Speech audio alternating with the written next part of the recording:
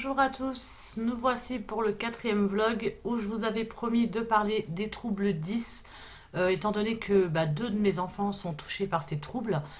Donc les troubles 10, je vais vous expliquer en gros qu'est-ce que c'est, comment ça s'est détecté, comment on les détecte, le parcours à faire, parce que c'est des questions qui me reviennent très souvent. Donc en fonction de notre expérience, de notre vécu à nous et de notre situation, je vais expliquer un peu tout ça, voilà, pour éclairer un peu tout le monde et si ça peut aider par la suite, c'est avec grand plaisir que je le fais. Alors les troubles 10, qu'est-ce que c'est? C'est des troubles en fait de la fonction cognitive. La fonction cognitive, c'est tout ce qui se trouve au niveau du cerveau, c'est les capacités en fait qu'on a à apprendre, à mémoriser, voilà, vraiment à tout ça. Donc c'est un trouble au niveau du cerveau et qu'on ne guérit pas. Les troubles 10 ne sont pas une maladie, c'est malheureusement quelque chose qu'on a quand on est et quelque chose qu'on aura toute sa vie. Donc le but en fait de ces troubles, c'est de mettre en place un suivi assez intensif avec des spécialistes adaptés qui nous sont recommandés par les spécialistes qui ont confirmé ou détecté ces troubles-là. Donc ça peut aller de l'orthophoniste à la psychomotricienne, à la graphothérapeute, l'ergothérapeute, la neuropsychologue. Il y en a beaucoup. Donc nous concernant Aaron, on va commencer par lui parce que c'est avec lui qu'on a découvert et qu'on est rentré dans le milieu des troubles 10. Euh, donc en fait Aaron, ça a toujours été très compliqué sa scolarité, autant de la maternelle au CP, au CE1, au CE2, etc. Le problème, c'est que les troubles 10 ne se confirment pas et se diagnostiquent pas avant le CE1. On aura toujours une suspicion, que ce soit en fin de maternelle ou au CP, ou même début CE1, de troubles 10, mais on ne pourra jamais vous le confirmer avant le CE1, puisque on estime en gros, quoi, on estime, c'est pas moi, hein, c'est les spécialistes, que pour pouvoir confirmer un trouble 10, il faut au moins 2 ans d'apprentissage dans l'élémentaire, donc en primaire, donc CP, CE1. Donc les troubles 10, il y en a énormément, il n'y en a pas qu'un seul malheureusement. Certains ne seront touchés que par la dyslexie ou que par la dysgraphie ou la dyspraxie. Donc je vais refaire un peu le point sur tout ça. J'ai pris mes petits papiers comme ça, je n'oublie pas, ou j'essaye tout du moins d'oublier le moins possible pour pouvoir vous expliquer au mieux. Donc, au niveau des troubles 10, il y en a beaucoup. On a la dyslexie. Donc, la dyslexie, en fait, c'est ce qui s'applique à la lecture. On a la dysorthographie. Donc, la dysorthographie, c'est ce qui s'applique à l'apprentissage, à l'orthographe. On a la dysgraphie qui s'applique à l'écriture et au dessin. On a la dyspraxie, donc ça c'est tout ce qui concerne tout ce qui est geste au niveau de la psychomotricité, etc. On a la dysphasie, c'est le trouble du langage. Qu'est-ce que c'est que j'ai oublié? La dyscalculie. Donc ça, c'est l'apprentissage du calcul. Tout ce qui est mathématiques, logicaux, etc. Donc voilà, pour les 10, on va dire, principaux, les voilà. Donc nous, pour Aaron, il est touché par la dyslexie, la dysorthographie, la dysgraphie sévère. Donc à un niveau estimé à 91% de sévérité. Il a une dyspraxie visuospatiale, donc c'est avec le souci de se repérer dans l'espace et dans le temps. Il a la dyscalculie et il a je dis pas de bêtises, il y en a tellement que je me mélange des fois. Dyslexie, dyspraxie, dysgraphie, dyscalculie, dysorthographie, avec le trouble visuospatial. Donc c'est déjà pas mal, donc c'est pour ça quand en général on a plusieurs 10, on dit qu'ils sont multi-10. En général, un 10 est souvent ou forcément lié avec un autre 10. Pourquoi? Parce que c'est comme ça. Je n'ai pas les explications par rapport à ça. Donc au niveau, nous, comment on s'en est aperçu? Pour être honnête, je ne connaissais pas les troubles 10 du tout. On a découvert un peu tout ça dans notre long parcours pour Aaron.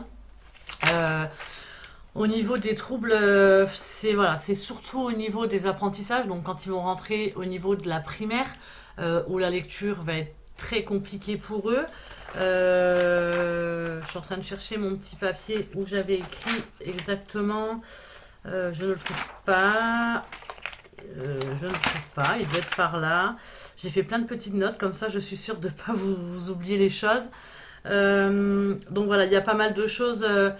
Donc comme la lecture, l'écriture, la mémorisation, au niveau des tables de multiplication où ça rentre pas en fait, ils ne retiennent pas les tables de multiplication étant donné qu'ils ont une mémoire à court terme. Donc voilà, c'est plein de petites choses qui font que il y a beaucoup au niveau du geste. Donc voilà, au niveau de tout ce qui est apprentissage, autant écrit qu'oral, c'est très compliqué pour eux. Donc nous, on savait on pensait à un retard dans les apprentissages puisqu'on ne connaissait pas les troubles 10. Et finalement, arrivé au CE2, on a voulu voir pour le faire redoubler. Finalement, ça n'a pas été fait. Parce qu'en plus de ça, Aaron est un enfant qui est très timide, très angoissé, très dans sa bulle. Il ne demandera jamais d'aide de lui-même. Il pourra rester 3 heures sur une feuille s'il n'a pas compris. Il n'osera jamais lever la main pour demander de l'aide. Donc sa timidité ne l'aide pas non plus. Donc nous en fait on a commencé les bilans en fin CE2 début CM1 avec une orthophoniste qui a donc détecté et confirmé la dyslexie, la dysorthographie et la dysgraphie qui était assez sévère. Donc il a un suivi orthophoniste depuis 4 ans maintenant. Donc avant c'était 2 fois par semaine, maintenant c'est 1 fois par semaine parce que c'est vrai qu'Aaron grandit et c'est un rythme assez intensif en sachant qu'il y a d'autres rendez-vous derrière également. Donc il a fait voilà, donc bilan orthophoniste pour pouvoir le détecter et le confirmer. Après on nous a envoyé chez une neuropsychologue parce que les psychologues ou les neuropsys sont habilités à faire les bilans qui s'appellent les WISC 4 ou les WISC 5. Donc c'est les bilans de compétences qui confirment également des troubles 10. Après, on est orienté sur un ergothérapeute parce que l'ergothérapeute est habilité également à traiter pas mal de 10. Il peut aider également pour l'apprentissage du clavier à 10 doigts pour servir d'un ordinateur pour l'entrée au collège, etc. On a eu la graphothérapeute, on a eu la psychomotricienne. Donc voilà, il y a beaucoup de spécialistes à voir avant de pouvoir poser un diagnostic précis et pour être sûr que ce ne soit pas qu'un retard de langage ou un retard dans les apprentissages. Après, on a donc tous ces suivis qui se mettent en place, c'est assez intensif, c'est un parcours qui est coûteux, à savoir que la prise en charge est de votre poche, en fait, ce n'est pas pris en charge ni par la MDPH, ni par la CPAM, ni par une mutuelle, donc c'est des frais qui sont à hauteur, nous rien que pour Aaron, on en a pour plus de 600 euros tous les mois, malgré la reconnaissance de handicap au niveau de la MDPH à 79%, entre 50 et 79%. Donc voilà, il faut se battre tous les jours pour pouvoir essayer d'obtenir quelque chose. Malheureusement, malgré les confirmations d'eux, ça devient très compliqué. C'est vraiment un parcours du combattant pour eux et pour nous. Parce que finalement, on passe nos journées ou nos soirées dans les papiers à faire des photocopies, à expliquer que voilà. Et malgré que tout le monde soit pour ces prises en charge, hein, parce que c'est pas moi ni nous qui décidons de quelle prise en charge va être mise en place, c'est vraiment une prise en charge qui est conseillée et même vivement recommandée par les spécialistes qui posent en fait ce diagnostic-là. Et le but en fait est d'avoir un suivi assez régulier. C'est pas des suivis qu'on va arrêter du jour au lendemain parce que ça se fait sur une base de confiance entre le professionnel et l'enfant. Ça c'est super important. Et puis ça se fait sur le long terme parce que le but est d'aider à développer et le but est également de trouver des compensations pour les aider au quotidien, que ce soit à la maison ou à l'école. Mais bon, la priorité reste le scolaire, hein. Sans tous ces rendez-vous-là, je pense que les enfants ne seraient pas à leur niveau aujourd'hui. Donc c'est vraiment très important de mettre tout ça en place rapidement. Alors, les enfants qui sont touchés par les troubles 10, donc on dit les enfants 10 en général, c'est vrai qu'ils subissent de longues années de souffrance scolaire avant que les troubles ne soient identifiés. Malheureusement, on ne peut pas aller contre ça. On ne peut pas dire si, diagnostiquez-le 10 alors que c'est pas ça. Il y a vraiment ces 2 années-là en primaire CP CE1 à patienter avant de pouvoir avoir une confirmation ou un diagnostic de trouble 10. C'est vrai que le fait qu'ils rament et que ce soit très compliqué pour eux au niveau de l'école, le temps d'avoir ce diagnostic et des aménagements mis en place, ça peut souvent apporter un risque, même un grand risque psychologique, parce que c'est souvent que les enfants subissent des moqueries ou du harcèlement ou même de l'incompréhension au niveau des professeurs, des enseignants. Donc en général, c'est très souvent que les enfants sont très anxieux. Il y en a qui font de la dépression, qui font de la phobie scolaire, hein. C'est pas banal, c'est des choses assez compliquées. Quand, quand un enseignant va demander à l'élève d'aller au tableau de réciter une poésie ou de faire tel calcul de tête et qu'il n'y arrivera pas ou de lire à voix haute, c'est très décourageant pour eux. Et en général, ils ont peur de lire à voix haute parce que la lecture est très saccadée. Ils savent pratiquement pas lire. Nous, Aaron, ça y est, il sait lire depuis l'année dernière, mais ça reste difficile pour lui parce que les lignes sont très petites, les mots sont assez serrés, etc. Donc il y a vraiment des aménagements à mettre en place assez rapidement par rapport à tout ça. À savoir que nous en France, malheureusement, ces troubles-là sont de plus en plus reconnus, mais que ça reste très difficile pour eux pour faire reconnaître tout ça, pour pouvoir obtenir des aménagements, pour pouvoir obtenir de l'aide pour une AESH, donc qui est une aide humaine, hein, qui est anciennement AVS. Ça reste toujours très compliqué en fonction du département, de la région. À savoir que quand on voit sur certains autres pays, comme les Pays-Bas, eux, ils ont les enfants en fait qui sont 10 disposent d'un dyslexie pass. Donc ça, en fait, c'est un passeport qui atteste du trouble en fait et qui donne la description précise des mesures d'aide et de compensation qu'élève. Il va montrer à l'enseignant pour faire valoir ses droits en fait, pour un temps supplémentaire, pour un logiciel adapté, pour l'agrandissement des documents, pour faire plus d'oral plutôt que de l'écrit. Donc c'est vrai que nous en France on est assez en retard par rapport à tout ça. Malheureusement il faut faire avec et je pense qu'il faut se battre tous les jours pour essayer de faire valoir les droits là et arrêter en fait de laisser les familles seules face à tout ça parce que c'est forcément pas évident. Nous on reste que des mamans, que des parents et même si on fait de notre mieux c'est pas toujours évident. Donc pour être un peu plus précis pour les tests sur la dyslexie, en fait, le test, il se fonde en fait sur des tests de lecture qui mesurent le niveau de lecture d'un enfant du même âge. Donc, pour pouvoir faire diagnostiquer la dyslexie, ça se passe comme ça. Le retard de lecture, il se perçoit donc au CP en général, parce que la lecture est lente, il y a elle est hésitante, il y a des confusions de lettres, il y a des confusions de syllabes, voilà, il y a vraiment plein de choses derrière qui font que. Donc, en fonction de ce qu'on peut percevoir déjà au CP, le diagnostic voilà, se confirmera au CE1. Et il faut toujours faire, avant de faire ce bilan orthophoniste, psychomotricien, etc., toujours faire un test d'audition et pour les yeux. Donc l'ORL, c'est super important parce que des fois, c'est des enfants qui ne peuvent pas bien entendre. Donc forcément, s'ils n'entendent pas bien, ça les bloque de l'autre côté pour les apprentissages. Donc le test ORL est très important. Et le test visuel également pour la vue, parce que c'est souvent que les enfants ont aussi des soucis au niveau de la vue et on ne s'en aperçoit pas forcément. Donc voilà, la théorie phonologique. Qu'est-ce qui se dit? La première hypothèse concernant la dyslexie, c'est une théorie en fait qui dit, je suis en train de lire en même temps ce que j'ai refait sur mes petits papiers. Ta ta ta ta. Ouais, donc voilà, ouais, donc c'est le souci entre les phonèmes, les graphèmes, entre le langage parlé et quoi, parlé sonore et le langage qui est écrit visuel. Il y a vraiment plein de choses en fait qui sont confondues. Donc il y a toujours la difficulté de la conversion graphème-phonème.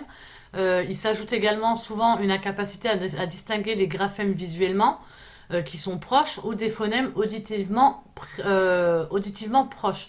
Donc entre l'écrire et le voir et l'entendre, c'est deux choses différentes et c'est vraiment difficile pour eux.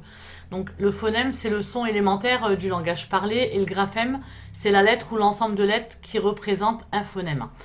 Par exemple, le phonème O, il peut être écrit par les graphèmes O, juste la lettre O, O, A, U, O, E, A, U, E, O, H, voilà. Ça, c'est les graphèmes. Donc, qu'est-ce qui se passe? Ils disent aussi donc, que les exercices phonologiques permettent de progresser. Donc, en classement, par exemple, quand on peut classer, chercher l'intrus, les choses comme ça peut les aider à progresser forcément. En travaillant également beaucoup avec les syllabes, quand on découpe un mot en faisant avec le grand ciseau, on appelle ça comme ça. Par exemple, une maison, on va faire maison, voilà. Il y a plein d'exemples comme ça qui peuvent les aider à progresser par rapport à la confusion des sons, la confusion des syllabes, etc. À savoir qu'un enfant dyslexique sur deux a présenté un retard de langage oral. Donc ça a été prouvé. Malheureusement, on ne peut rien y faire. Donc, il y a la mémorisation à court terme qui est très limitée. Suivre une ligne, par exemple, pour écrire sur une feuille avec des carreaux et des lignes, c'est très difficile pour eux également. Espacer les lettres et les mots, Ça diminue énormément l'encombrement. Donc c'est pour ça que souvent on nous conseille de prendre ces genres de feuilles-là. Donc là, moi, c'est un petit format, mais on les a sur les feuilles A4. C'est des feuilles, en fait, pour les enfants qui ont souvent les troubles 10 en général, ou avec des praxies, comme la dyspraxie. La ligne rouge qui représente le feu, la ligne marron qui représente la terre, la ligne verte, ça représente l'herbe, et la ligne bleue représente le ciel.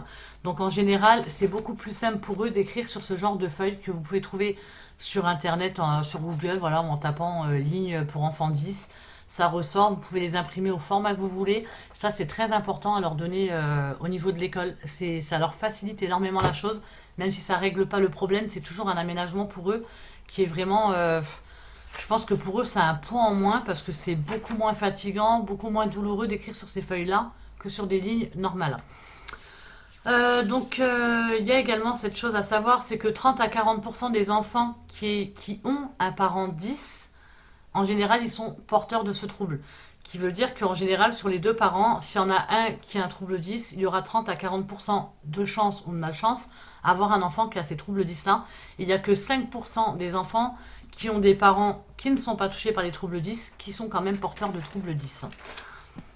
Alors, il y a c'est vrai qu'il y a plusieurs théories. On sait que voilà, si on a un parent qui a des troubles 10, on aura forcément euh, une chance sur deux d'avoir ces troubles 10 également.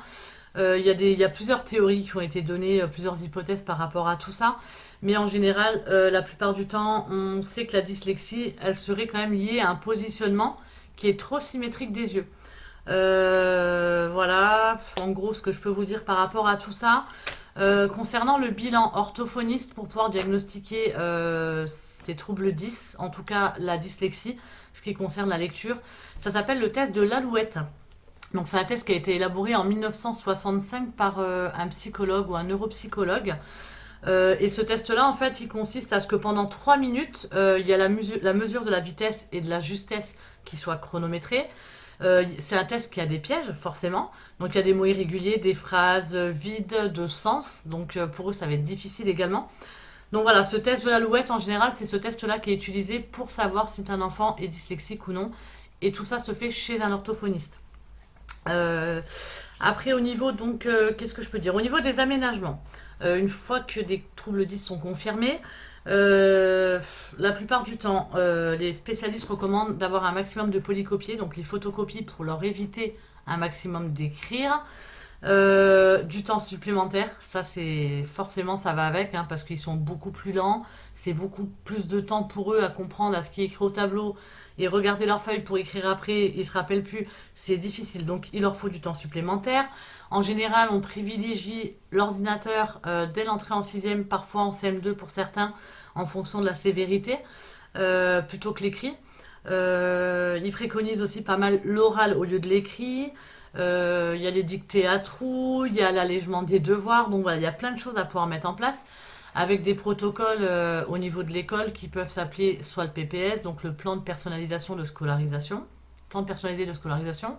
Il y a le PPRE, voilà, il y en a trois ou quatre. Donc ça, c'est à voir en fonction des difficultés avec l'établissement et en fonction si vous passez par la MDPH ou non. Il y a une chose également qui leur facilite énormément la reconnaissance visuelle, c'est d'adapter la taille de la police, donc la taille d'écriture. Il vaudra mieux avoir une écriture en Arial plutôt qu'une écriture typographique comme l'Andalus, où celle-ci est un peu plus italique, etc. Donc c'est beaucoup plus compliqué pour lui. Donc la taille et l'espacement des lettres, ça joue énormément. Les lignes de couleur, comme je vous ai montré. Et en général, il vaut mieux pas écrire entre...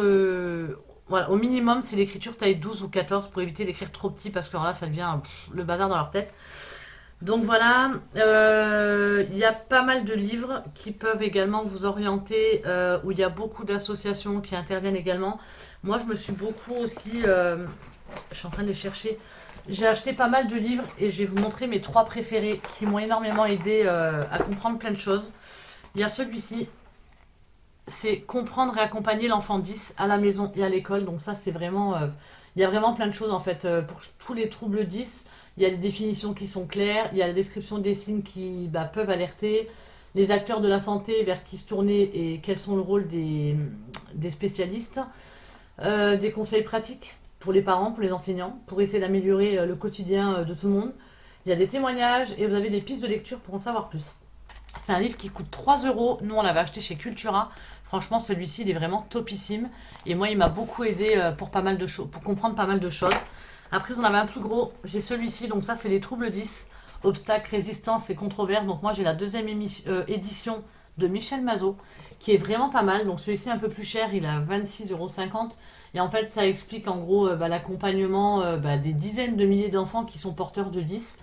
Il y a vraiment plein de bons conseils, des associations qui sont citées. Il y a vraiment plein de choses. Donc ce livre-là est mon préféré. Alors il est tout petit, mais je crois que c'est le best du best. C'est Les Enfants 10, donc de Gabrielle Wall et Marie Wall. Donc franchement, c'est un livre qui coûte 9 euros, de chez Cultura également. Donc là, vous avez tous les 10 qui sont cités. Vous avez tout, comment les dépister, les traitements, les méthodes pour surmonter, comment les accompagner au mieux, autant à l'école que pour les familles. Voilà, il y a également des disques qui sont assez méconnus, qui sont cités comme la dyschronie, la dysmnésie. Il y a vraiment plein de choses dessus. Donc si vraiment vous venez à découvrir ou à savoir que vous avez un enfant porteur de 10 ou multi-10, franchement achetez ce livre-là, Les Enfants 10, il est vraiment génialissime. Et ça vous aidera beaucoup pour beaucoup de choses. Donc voilà, les 10, je voulais absolument vous en parler parce que je sais que nous, ça nous a beaucoup aidé. Ils nous ont été recommandés par les spécialistes qui suivent Aaron et Ezekiel. Donc voilà, je me permets de vous les présenter également. Si ça peut vous donner un coup de pouce, c'est super. Après, qu'est-ce que je peux vous dire d'autre? Je suis en train de regarder. Au niveau des sites, il y a des sites qui sont vraiment sympas. Moi, j'en ai un, mais vraiment celui que je préfère. C'est le site, donc je crois que c'est www.coniscience.com. En tout cas, si vous tapez coniscience.com, normalement, vous devriez trouver. Il y a vraiment pas mal de choses. Il y a des tests qui sont accessibles dessus, qui vont du CP à la terminale. Donc, ce site-là est vraiment pas mal. Donc, voilà. Après, au niveau des 10, donc pour être un peu plus précis, donc ouais, comme je disais, l'important, c'est vraiment de mettre les suivis en place afin de trouver des compensations, afin de les aider, de les soulager avec des astuces, des choses comme ça pour l'école. Parce que le but est d'améliorer ces troubles-là. De toute façon, on ne pourra que l'améliorer. On ne peut pas le guérir vu que ce n'est pas une maladie. Ils le garderont tout le temps. Donc la dysorthographie, pour en revenir, c'est pareil. Ça ne se confirme qu'en CE1. En général, tous les 10 ne se confirmeront pas avant au moins le CE1. Les suivis pour la dysorthographie, c'est bien évidemment l'orthophoniste. Vous pouvez aussi faire un bilan à compléter chez une neuropsychologue ou chez l'orthoptique également. Parce qu'il peut y avoir le trouble visio-spatial. Donc la dysorthographie, c'est les erreurs d'orthographe, les erreurs de transcription, les confusions, les inversions, c'est tout ce qui est en rapport avec l'écriture. Vous avez également la dysgraphie. Donc la dysgraphie, c'est le trouble de l'écriture, donc c'est à peu près comme la dysorthographie, sauf que la dysorthographie, c'est les fautes, les erreurs, que la dysgraphie, c'est souvent les ratures, il lève souvent le crayon, c'est assez illisible, l'écriture est saccadée, voilà, c'est beaucoup de choses comme ça. Et en général, la dysgraphie, elle est très souvent associée à une dyspraxie. Parce que certains troubles 10 sont obligatoirement ou très souvent associés à un autre trouble 10. Donc après, vous avez la dyscalculie. Donc ça, il y en a plusieurs. Elles peuvent être diverses en fait. Donc ça, c'est l'orthophoniste et la neuropsychologue qui s'en chargent. La dyscalculie, en fait, ça peut être compliqué pour maîtriser le calcul mental. Mais ils peuvent également avoir des difficultés à poser des opérations. À écrire des nombres, à résoudre des problèmes. Donc un enfant pourra être très fort peut-être en table de multiplication, mais être très fort au niveau des problèmes à résoudre. Mais il y aura une dyscalculie quand même en fonction des bilans qui sont faits. Pour compter, pour dénombrer, ils ont en général les troubles de la mémoire et un trouble visio-spatial aussi. C'est très souvent lié avec la dyscalculie. Et après au niveau des 10, la dyspraxie, donc c'est une qui est principale également. Donc ça, c'est un trouble développemental de la coordination, on appelle ça TDC. C'est donc un trouble neurobiologique qu'ils ont également depuis qu'ils sont nés, mais qu'on s'aperçoit en général dès la maternelle, parce que la dyspraxie, c'est énormément de maladresse. C'est des enfants qui sont assez lents, qui sont imprécis au niveau psychomotricité. Ils vont tomber souvent, ils vont se cogner souvent, ils vont prendre du temps pour apprendre à faire du vélo. pour faire du roller, à sauter à cloche-pied. Voilà, c'est beaucoup de maladresse. La marche peut se développer tard chez un enfant ou un bébé. Au niveau des jeux, au niveau de l'écriture, pour lancer, rattraper une balle ou un ballon. Des fois, rien que pour faire coucou, c'est compliqué pour eux. Tout ce qui est gestuel, etc., c'est difficile. Pour l'habillement, donc ça, l'habillement, ils ont très souvent tendance à s'habiller à l'envers, à mettre un t-shirt à l'envers, la chaussure dans le pied gauche, dans le pied droit. Et même encore à 11 ans, je peux vous rassurer, vous garantir que ça se fait encore. Confondre la droite et la gauche, même à 11 ans, ça se fait aussi. Tout ce qui est découpage, le recopiage, c'est compliqué. Tout ce qui est écriture, en général, c'est des enfants qui n'aiment pas le sport parce qu'il faut être assez habile et assez rapide, assez précis. Et en général, les enfants touchés par les dyspraxies, en général, ouais, ils sont pas sport. Ils sont plus dans l'activité manuelle, dans tout ce qui est construction ou dans les activités musicales. Nous, c'est pour ça que Aaron fait de la batterie et Ezekiel du piano. En fait, c'est voilà, musique, il n'y a pas besoin de courir, il n'y a pas besoin d'être trop habile. Donc ça, c'est un truc qui leur plaît. En général, ils ont quand même assez l'oreille musicale par rapport à tout ça. Donc pour faire confirmer pareil une dyspraxie, c'est toujours bilan ergothérapeute ou neuropsychologue. Il y a des psychomotriciens qui le font également. L'orthophoniste peut le suspecter et toujours le bilan orthoptique. Donc en gros, si on résume, pour pouvoir confirmer des troubles 10, orthophoniste, psychomotricienne, ergothérapeute, neuropsychologue ou psychologue, et on a aussi la graphothérapeute qui est très important pour l'écriture ou la dysorthographie ou la dysgraphie. Donc voilà, on suspecte toujours tôt. Je vous conseille d'essayer de prendre des rendez-vous dès que vous avez une suspicion par un enseignant ou autre, même si c'est pas confirmé, parce que les spécialistes comme orthophonistes sont overbookés. Nous, on voulait passer par un CMP ou CMPP ou un CAMS. Donc le CAMS, c'est de 0 à 6 ans, donc déjà, ça c'était sûr, c'était pas possible. Mais au niveau des centres médicaux précoces, euh, en général, c'est de 6 ans à 11, 12, 13 ans, ça dépend les régions et tout ça. Mais c'est vrai que si vous avez la possibilité d'aller dans ces centres-là, vous n'avez pas d'avance de frais à faire finalement. Tous les spécialistes sont regroupés sur une structure. Malheureusement, il y a des années d'attente. Nous, on avait appelé en 2016 et il y avait déjà plus de 3 ans d'attente. Donc, c'était juste pas possible à laisser les enfants sans suivi derrière, puisque les suivis sont très importants et il faut les prendre le plus rapidement possible. Donc, c'est un énorme coût financier. Ce n'est pas toujours évident pour les familles parce que c'est du sacrifice derrière. L'argent qu'on met dans les suivis, c'est de l'argent où on se prive nous derrière. Mais malheureusement, voilà, il faut le faire. Comme je dis toujours, qu'on ait une grande famille, pas de grande famille, qu'il y ait des soucis, pas de soucis. J'estime que il faut être derrière et que. Quoi, c'est j'estime. On va dire je suis l'avis des spécialistes parce que c'est pas moi qui décide de tout ça forcément. Mais voilà, c'est super important vraiment de mettre en place ces suivis-là. Et même s'il y a 2 ans de liste d'attente chez une orthophoniste ou 1 an ou 6 mois, mettez-vous sur liste d'attente parce que ça devient de plus en plus compliqué à trouver des personnes disponibles, étant donné qu'il y a beaucoup plus d'enfants, un peu plus chaque jour, qui sont touchés par ces troubles-là. Et donc du coup, ce n'est pas évident. Mais c'est vraiment primordial, super important. Donc j'avais trouvé également des petits exemples qui peuvent éclairer plus la chose, on va dire. Quand on dit être dyspraxique, c'est comme... J'ai des exemples qui sont vraiment bien trouvés parce que ça correspond vraiment à ça. Donc être dyspraxique, en général, on dit c'est comme écouter quelqu'un qui a un casque sur les oreilles. C'est faire du sport en pleine tempête. C'est faire ses lacets avec des gants de boxe. Trouver une salle qui change constamment de place. Lire une carte floue. Retenir une chorégraphie oubliée au fur et à mesure. Donc voilà, c'est assez désordonné, c'est assez compliqué par rapport à tout ça. Donc ça, je l'avais dit, la dysgraphie, la dysorthographie, la dyscalculie.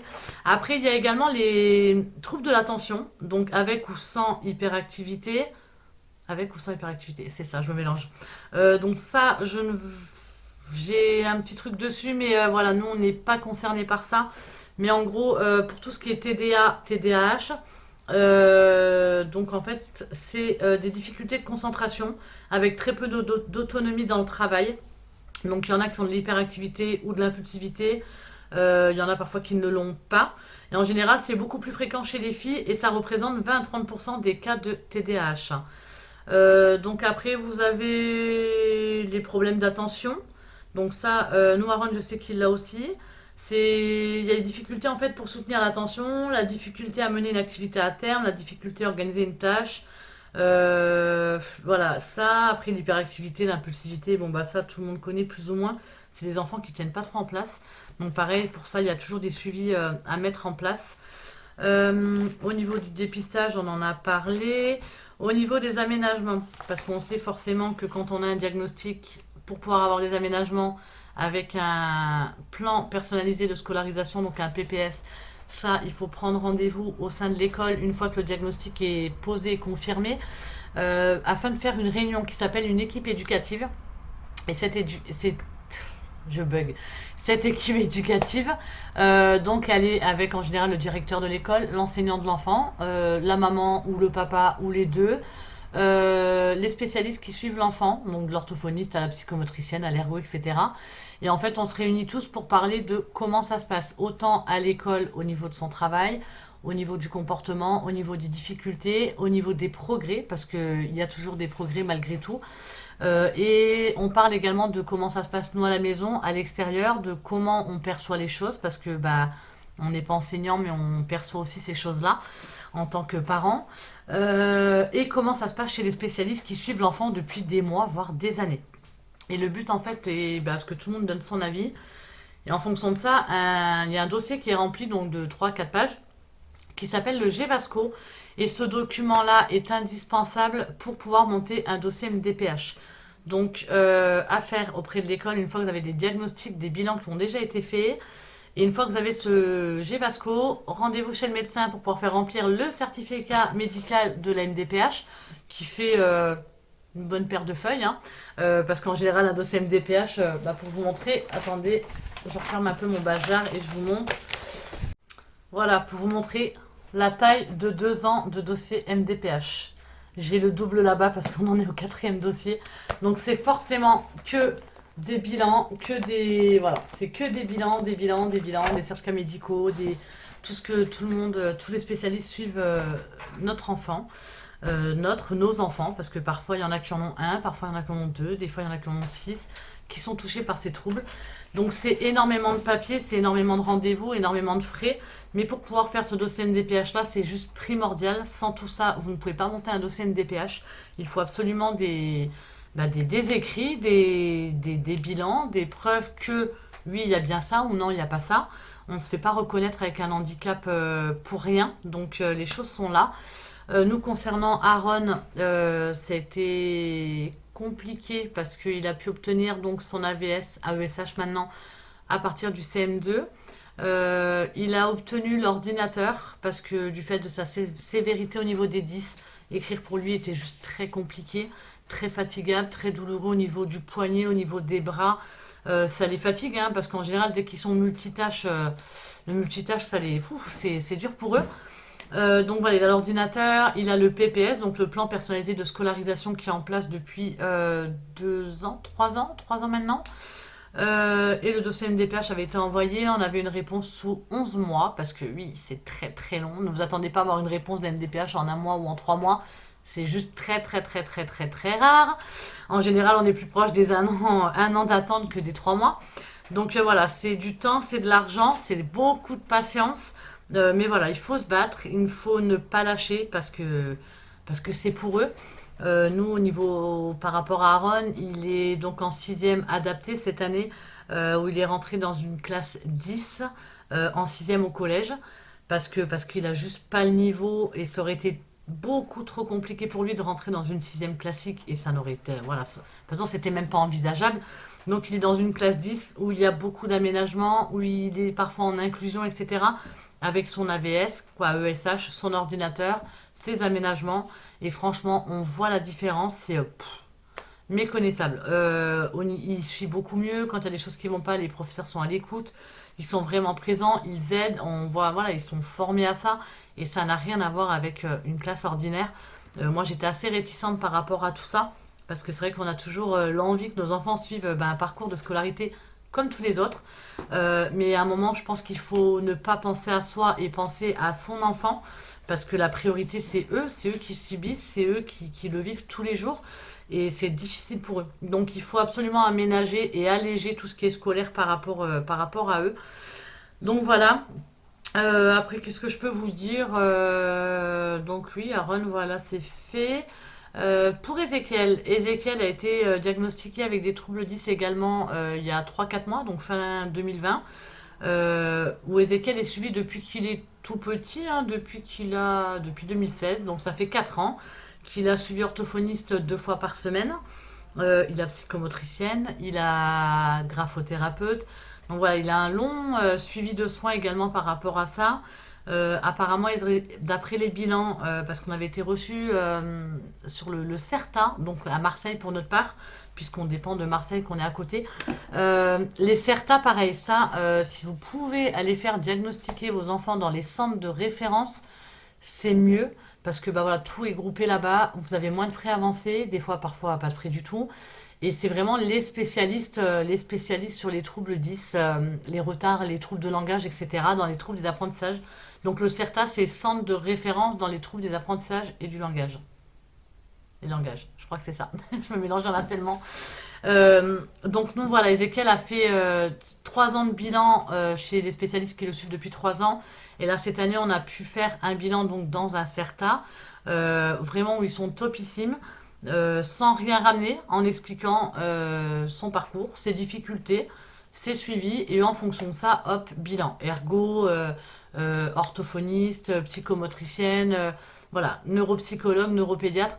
Tous les bilans sont faits, donc ça se fait sur plusieurs jours de rendez-vous, des fois sur une demi-journée, des fois sur une journée complète. Et donc là, les bilans sont tombés, et donc Ezekiel a la dyslexie, dysorthographie, dysgraphie sévère. Et d'après les écrits sur le bilan, serait plus sévère que Aaron, puisqu'il préconise l'ordinateur dès l'année prochaine, donc en CE2. Moi, je pense que ça fait un peu tôt. J'aimerais bien qu'il essaie quand même d'acquérir un minimum l'écriture pour pouvoir. C'est super important de savoir écrire pour plus tard parce qu'il ne sera peut-être pas ingénieur et écrire tout le temps sur un ordinateur. Donc c'est important d'avoir un minimum l'écriture. Mais je pense voilà, demander l'ordinateur dès l'année prochaine, le CE2, pour qu'il lance ses mains. Parce que du moment où il y a l'ordinateur, il y a le suivi ergo à faire pour apprendre le clavier par cœur sans regarder à 10 doigts. Donc voilà, il a une dyspraxie visio-spatiale et un trouble de la coordination. Il n'a pas d'aménagement. Enfin, en tout cas, le maître lui fait des aménagements, mais il n'y a rien de concret au niveau de la MDPH, mis à part sa reconnaissance au taux de handicap à 79%. Qu'est-ce qu'il a? Donc les aménagements par le maître, hein, la lecture qui est limitée, etc. Il lui laisse plus de temps, les poésies, on évite, plus l'oral que l'écrit. Voilà, voilà. Ezekiel, on va dire, à la différence d'Aaron, c'est qu'il est pas timide ou beaucoup moins timide que Aaron. Donc je pense que c'est ce qui l'aide à persévérer et à ne rien lâcher malgré les grosses difficultés qu'il a. Donc voilà, voilà. Et vraiment, voilà. Si j'ai un conseil en tant que maman et par rapport à notre vécu et notre parcours à nous, c'est que bah, dès qu'il y a une suspicion, n'hésitez pas à prendre rendez-vous chez un spécialiste, donc de base l'orthophoniste en priorité, le psychologue, neuropsychologue, et pour pouvoir faire ces bilans-là, une fois que les bilans, les diagnostics sont posés, là seulement vous pourrez mettre des choses en place, des aménagements, etc. Donc c'est vraiment important pour eux. Si je peux me permettre de donner un deuxième conseil, c'est vrai qu'on n'est jamais pour les classes spécifiques ou adaptées comme des classes Ulysse, comme des classes... Bon, CLIS, après, je pense que c'est différent. Je pense que ce n'est peut-être pas adapté pour les enfants qui ont les troubles 10. Mais voilà, les classes 10, les classes Ulysse. Donc les classes Ulysse, c'est pareil, il y a l'Ulysse... quoi, c'est même pas une classe Ulysse. L'Ulysse, de base, c'est pas une classe, c'est un dispositif. Dispositif Ulysse, ça veut dire qu'ils sont en sixième classique et que dans les matières où c'est difficile pour eux, comme le français, les maths, l'anglais ou l'histoire géo, ils vont être dans la classe, quoi, avec le professeur d'Ulysse. Donc avec ce dispositif où ils vont reprendre et réexpliquer, etc. Mais en général, ils sont très souvent en inclusion en sixième spécifique. Je sais qu'il y a l'Ulysse TSLA, donc c'est troubles spécifiques du langage et des apprentissages. Celle-ci est juste royale pour les enfants qui ont les troubles 10. J'en ai que de bons retours, mais sur une centaine de personnes. Donc la classe Ulysse TSLA. et les classes 10. Ça s'ouvre un peu plus chaque année en France. Il n'y en a pas partout, partout, mais on en a un minimum quand même. Les places sont très prisées. En général, ils prennent vraiment les enfants qui sont touchés par les 10 sévères. Donc voilà, si vous avez l'opportunité, je dirais de pouvoir faire aller vos enfants dans ces classes spécifiques où les aménagements sont là pour eux, réfléchissez pas et je dirais foncez. Parce que moi, je me suis j'ai trop réfléchi à me dire, ouais, mais non, je veux qu'il aille en sixième classique, mais je veux pas qu'il aille là, et comment il fera machin. Mais franchement, voilà, c'est moi, je vois avec la classe 10 franchement, il n'y a pas photo. Il est mieux dans sa peau, bon, il restera un enfant très angoissé, très timide, très dans sa bulle, mais on voit qu'il est beaucoup plus ouvert, beaucoup moins réticent le fait d'aller à l'école. On voit que c'est moins lourd psychologiquement, physiquement pour lui. Donc si j'ai vraiment un conseil à vous donner me concernant, si vous pouvez les faire aller dans les classes 10 ou si on vous le propose, ne faites pas comme moi à dire non, non, non, moi ils vont en sixième classique. Foncez. Franchement, ça pourrait être que bénéfique pour eux. Et puis pensez à eux parce que c'est pour eux que c'est difficile à l'école, etc. Donc voilà, je pense que j'ai fait un peu le tour de tout. Euh, Vous dire de croire en vos enfants, même si c'est compliqué. Je pense qu'il faut, avec plus de temps, ils y arriveront. Il n'y a pas de raison. Le but de tout ça, c'est d'essayer de les maintenir à un niveau et de trouver absolument des compensations, des aides, des astuces qui leur facilitent un peu la vie dans les apprentissages à l'école ou à la maison, mais la priorité à l'école. Pour eux, voilà, avoir un minimum d'études et un minimum de diplômes pour qu'ils puissent espérer avoir le métier de leur rêve. C'est ça, voilà, pour leur avenir, pour eux plus tard. Donc voilà, c'est vraiment pour eux. Voilà, je pense que c'est même primordial à ce qu'ils aient tous ces rendez-vous. Malgré que des fois on n'est pas en ville ou des fois on est fatigué parce que forcément ça prend du temps. Le temps qu'on passe sur la route dans les rendez-vous, c'est du temps perdu à la maison.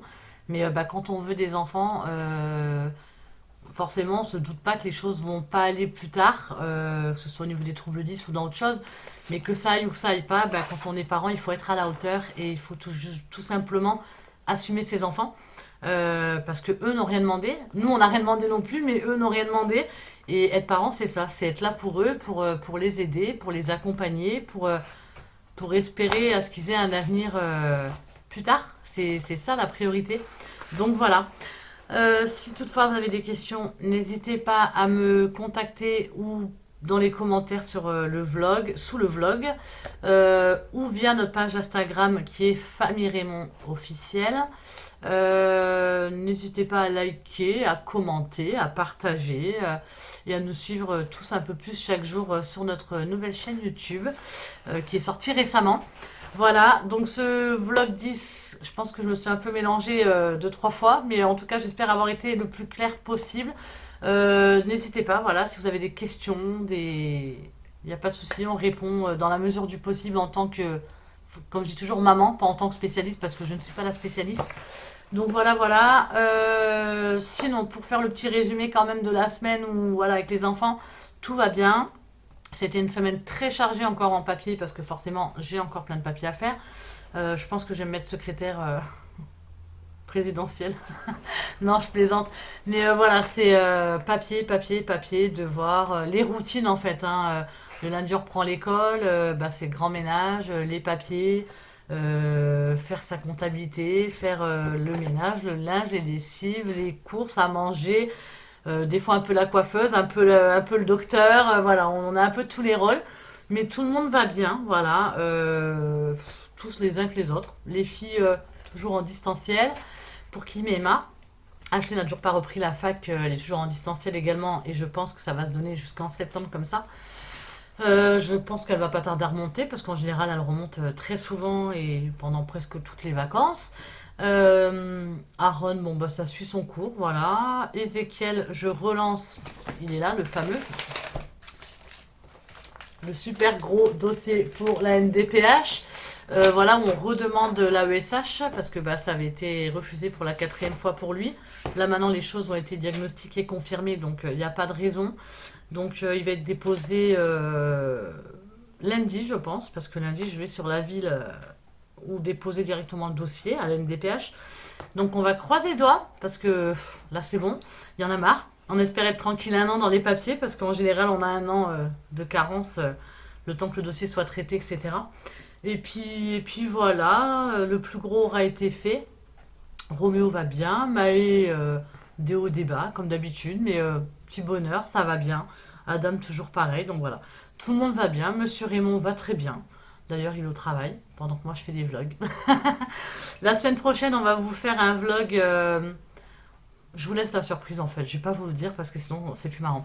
Donc voilà, je vous fais des bisous. Je pense que tout le monde me rejoint pour vous faire des bisous aussi. Et on vous dit merci d'avoir suivi ce vlog sur les 10. Et puis ben, on vous fait tous des bisous. Et puis on vous dit à samedi prochain. Bisous!